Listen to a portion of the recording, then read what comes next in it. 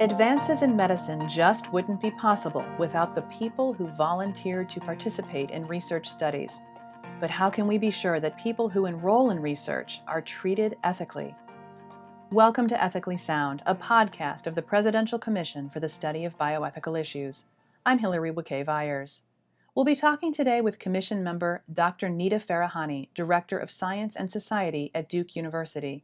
But first, a word from Dr. Jerry Menikoff, who heads up the Office for Human Research Protections at the U.S. Department of Health and Human Services.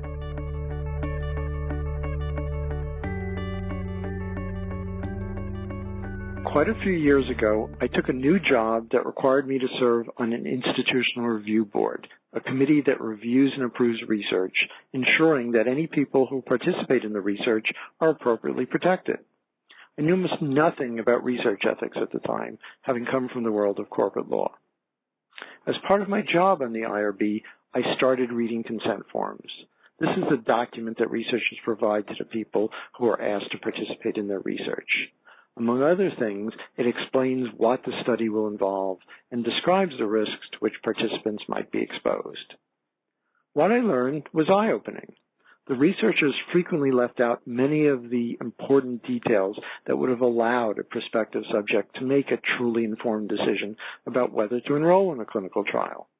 And many of the consent forms appear to have been intentionally dumbed down to avoid giving any specific information that might have caused someone to say no to participating. I remember one study that involved women with metastatic breast cancer.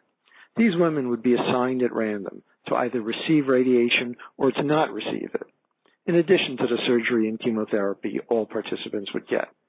The consent form contained just one sentence about the effectiveness of radiation, saying that physicians didn't yet know whether adding radiation helped. Just by chance, the New York Times ran a story on the topic at about the same time. In just a few paragraphs, that story provided much more information than the consent form did, including the undisputed fact that receiving radiation would reduce by 2/3 the chance of the cancer ever returning.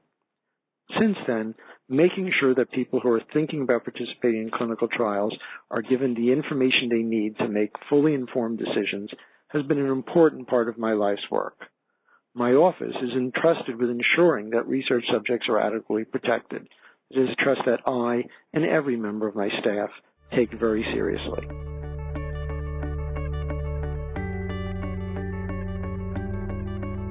That was Dr. Jerry Menikoff, Director of the Office for Human Research Protections at the U.S. Department of Health and Human Services. Dr. Menikoff talked about two very important mechanisms for ensuring research involving people is conducted in ethical ways. Treating participants ethically means ensuring that they voluntarily agree to participate, that they understand what the research study is testing and what potential harms they face by participating, that their personal information is kept confidential and their well-being is protected. Institutional review boards and informed consent are part of a larger system of rules and regulations that have been put in place to protect people who participate in research. These regulations are known collectively as the Common Rule. After it came to light in 2010 that U.S. scientists intentionally infected vulnerable people with sexually transmitted infections in Guatemala back in the 1940s, President Obama formally apologized to the people and to the president of Guatemala. He also asked the Bioethics Commission to conduct an ethical analysis of what happened and to assess the current U.S. regulations to determine whether they would prevent such events from happening today. The Commission's first task was to enumerate the number and types of studies supported by the U.S. government around the world. They identified more than 50,000 research projects involving human participants worldwide that were conducted or supported by U.S. funds in 2010. Its conclusion: current practices adequately protect those who participate in research. It is clear that nothing like what happened in Guatemala would be permitted under today's system for human subjects protection. But the Commission found that not all government agencies were able to readily identify basic information about the human research they fund.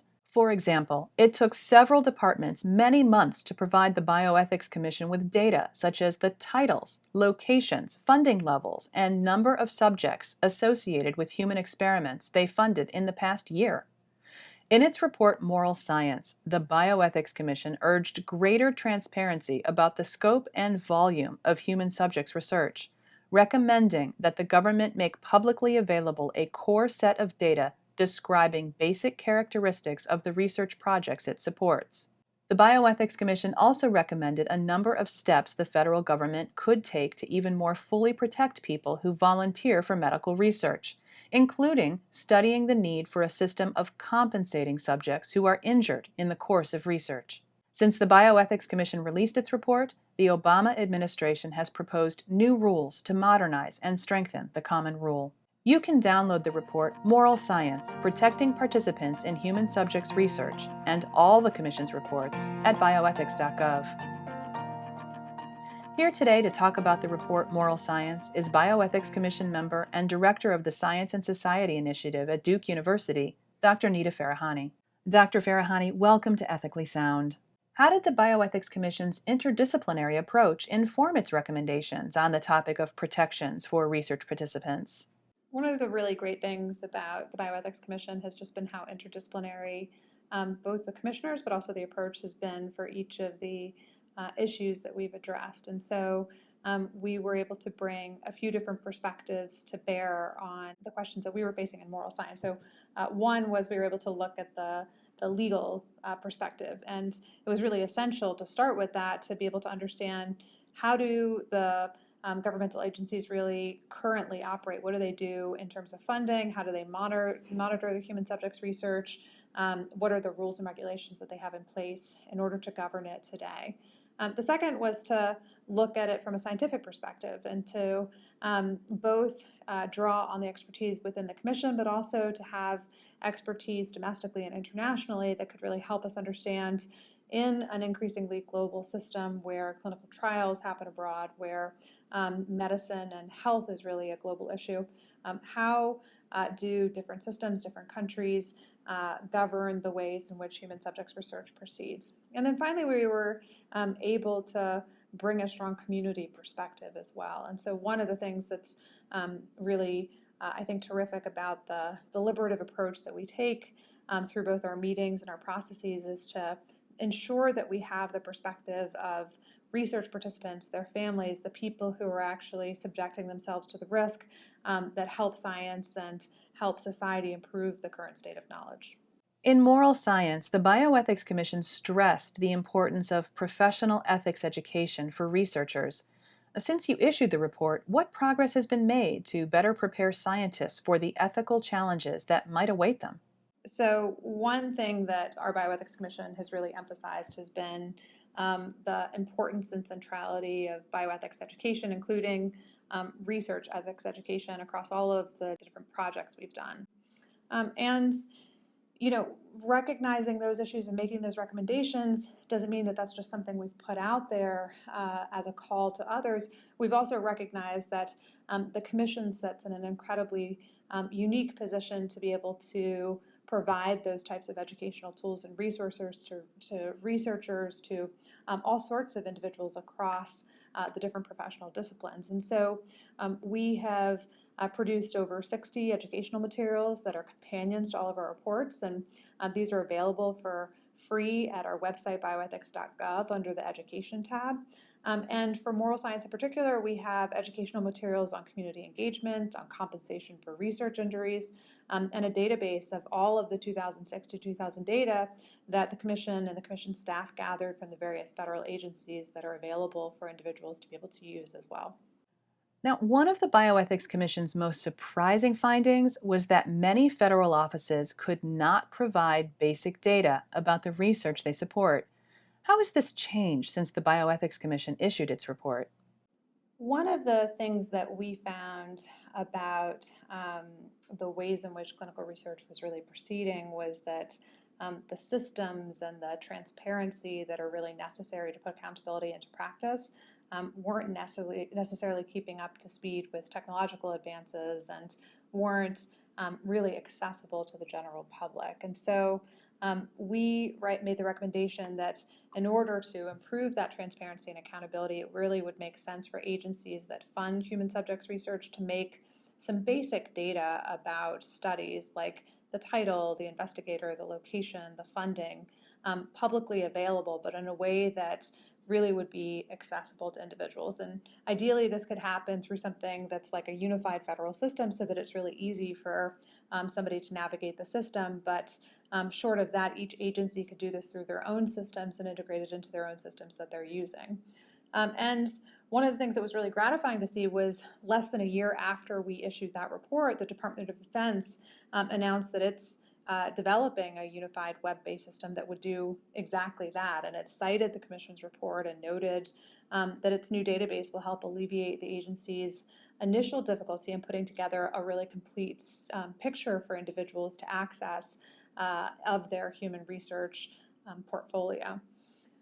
So, why this is so important is this kind of publicly available information really helps give individuals themselves the ability to be able to ascertain what we in the Commission feel like we did, which was to find that, back to the question of laws and regulations, that those laws and regulations are really doing a very good job protecting people who volunteer for research studies funded by the federal government, but it's important for people to see this themselves, to be able to access and hold accountable other individuals through the kind of transparency that such a process would afford.